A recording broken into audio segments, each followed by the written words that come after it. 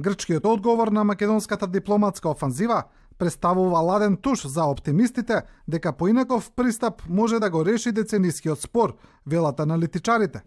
Поранешниот пратеник Ризван Сулеймани вели дека е изненаден од тврдиот став на Атина, бидејќи очекувал позитивна реакција на новата македонска понуда. Не беше ни помалку нејасна пораката дури од Брисел и од секретарот генералниот на НАТО и од представниците на комисијата дека клучното прашање сепак за Република Македонија останува проблемот со името.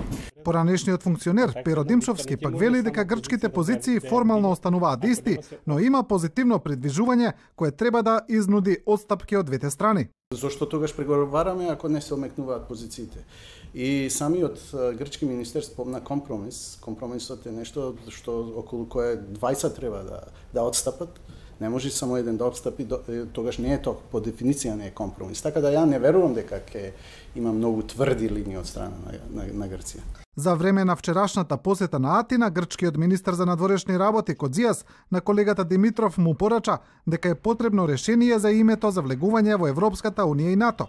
Речиси иста порака Димитров доби од председателот на опозицијската Нова демократија Јоргос Комуцакос. Германската амбасадорка во земјава не сакаше да ги коментира ставовите на Грција и Македонија за името, но порача дека е добро што односите се затоплуваат. Ich war bei dem Treffen nicht dabei. Аз за жал не бев присутна на оваа средба. Секако дека е значајно тоа што министерот Димитров на една од први своји средби отиде токму во Атина. После посетата на Димитров на Атина, двете страни не договорија конкретни рокови за продолжување на преговорите за името, а двете земји договорија низ за други мерки за градење доверба.